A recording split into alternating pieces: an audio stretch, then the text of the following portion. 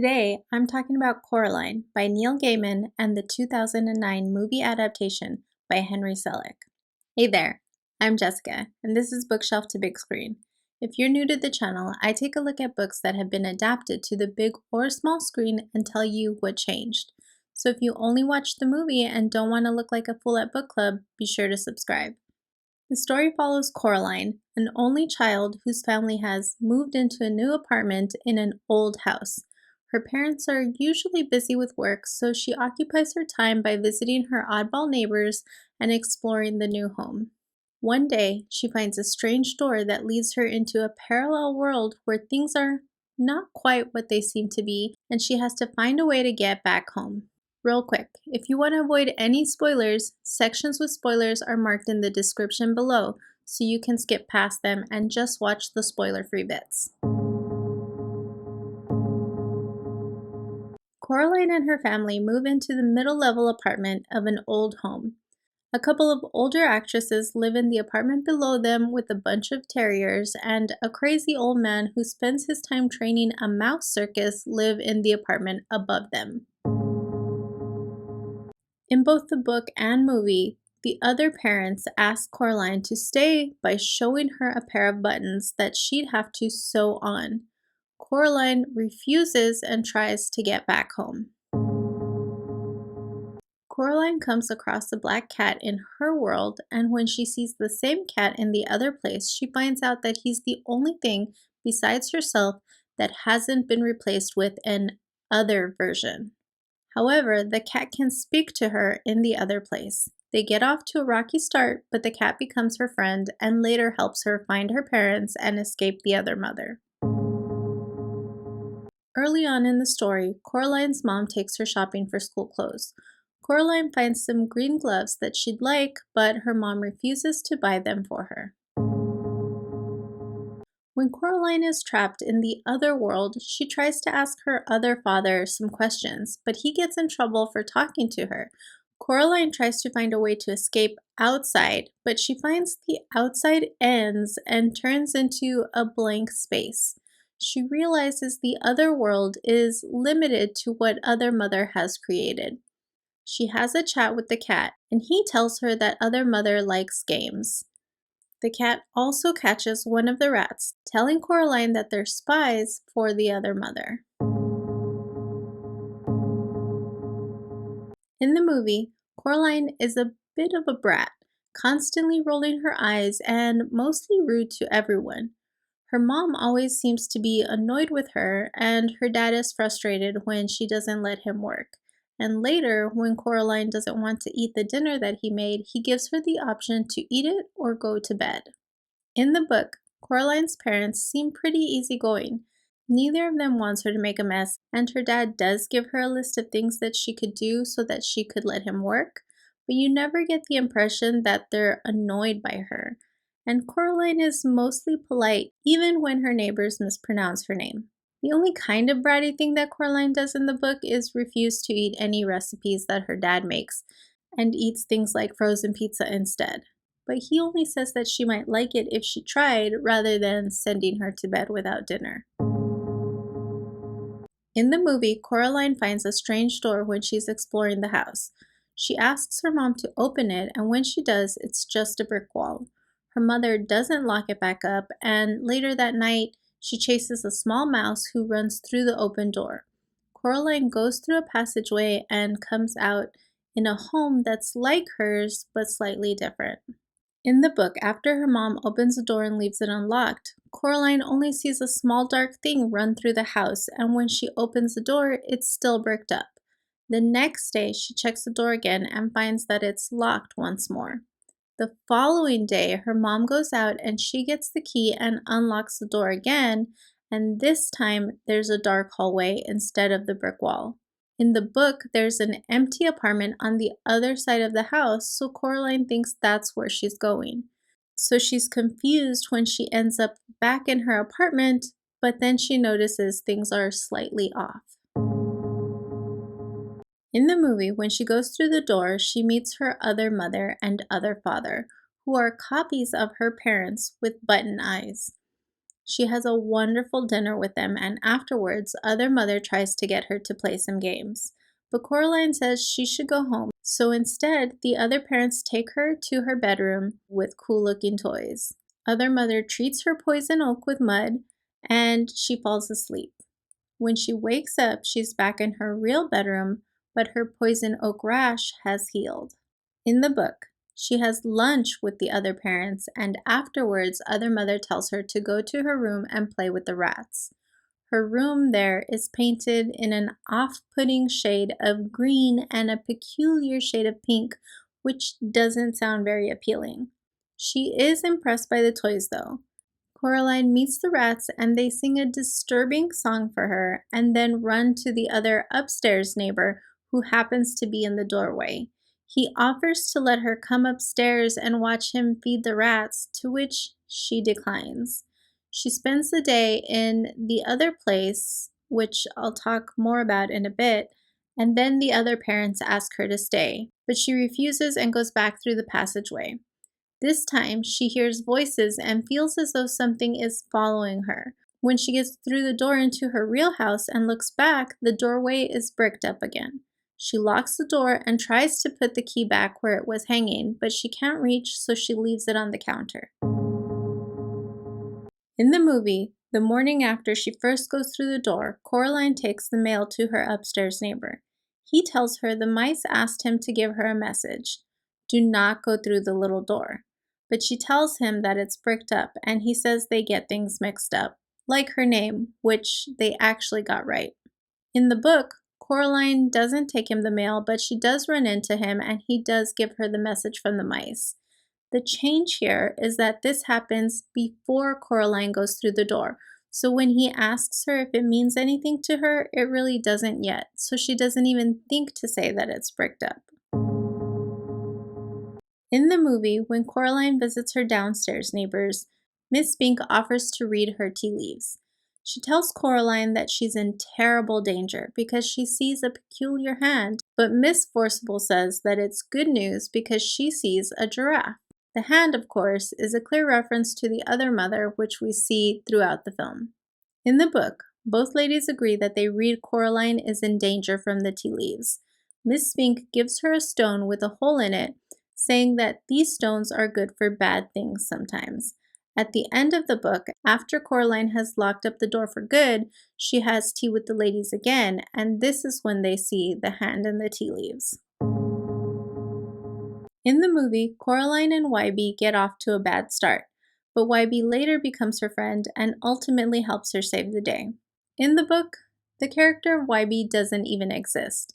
His addition is my least favorite part about this adaptation. Why did they feel the need to add a little boy to help save her? In the book, Coraline has to face some really scary shit, and she does it on her own. She's a brave and resourceful little girl. And then the movie is over here like, oh, it's a good thing that this little boy was there to save her when she got in trouble. Come on. In the movie, Coraline goes through the door 3 different times. We've already talked about the first time. The second time, she bribes the mice with cheese and then follows them through the door. This time, other mother tells Coraline to go get her other, better father from the garden. Coraline is wowed by the garden he's made for her, and after dinner, other mother sends her upstairs to see the mouse circus, and then she goes to bed and wakes up back in her real bedroom. The door is locked again, but after her mom goes out, she gets the key and unlocks it for the 3rd time.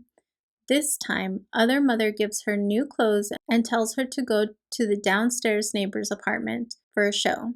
Downstairs, she finds a theater filled with terriers in the audience, and Miss Spink and Miss Forcible put on a show, at the end of which they turn into younger versions of themselves and bring Coraline into the show.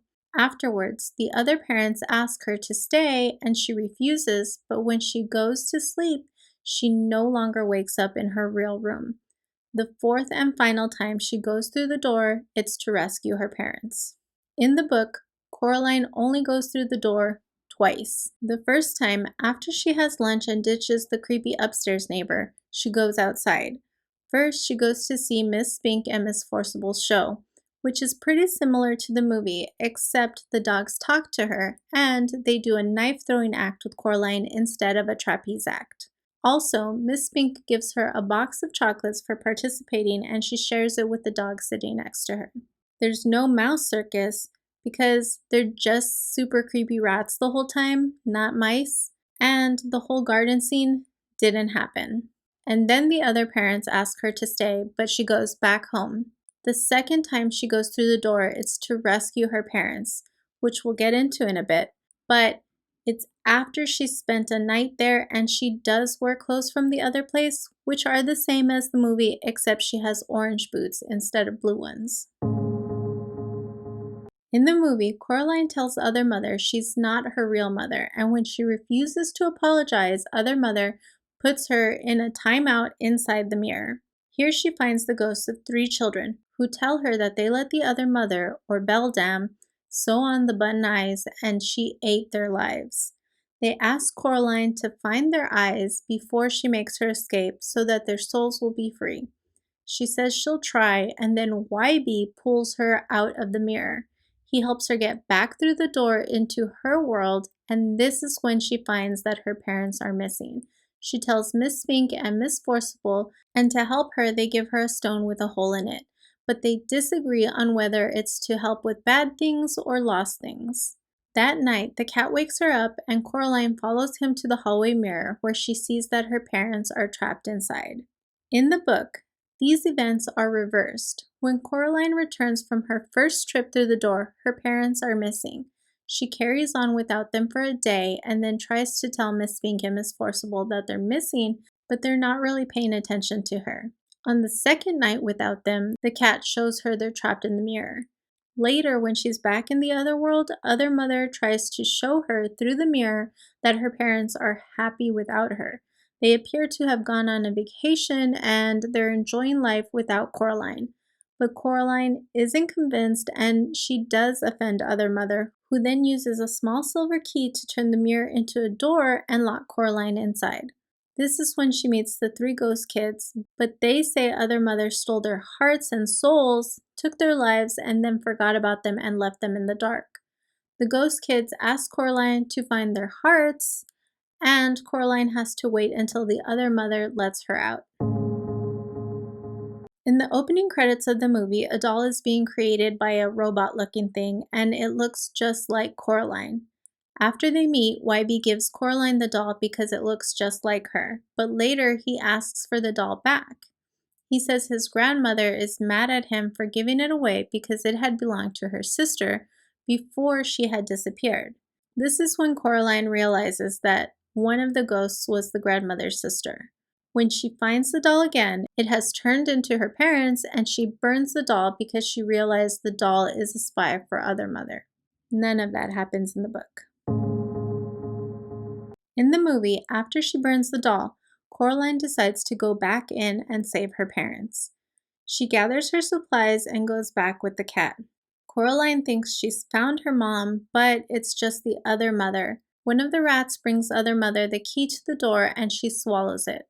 Coraline suggests they play an exploring game where she has to find her real parents and the eyes of the other children.